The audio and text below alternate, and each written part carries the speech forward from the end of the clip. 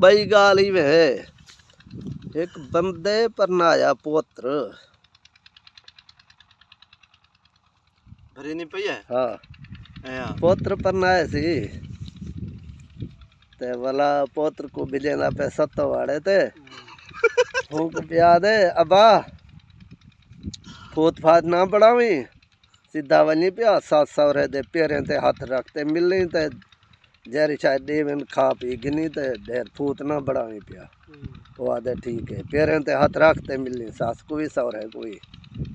ٹھیک ہے ابا آکھے طور پہ اتھا جلے پہنچ گئے سورا بیٹھا ہاس کٹڑے تے گئے پیریں تے ہاتھ رکھتے ملے وال پوچھتا پہ چاچا چاچی کتھا ہے وہ آکھے بائے پتر آ ویندی ہے وہ شاید دمدی پئی ہے ہمان دے وچ وال تھوڑی دیر گزری چاچا کتھا ہے چاچی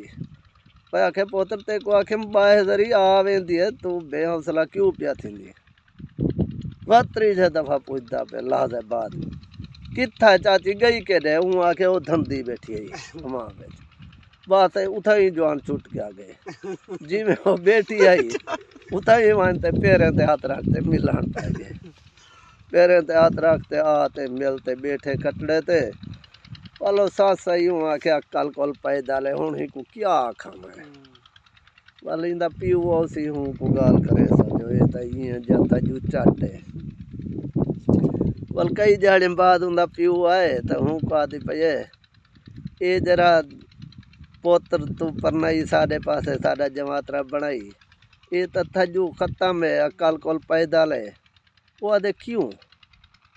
یہ جن ماں ہماں میں دھندی بیٹھی ہم کپڑے لائی بیٹھے ہم اتھا ہی آتے میں پیریں تے ہاتھ رکھتے ملان پہ گئے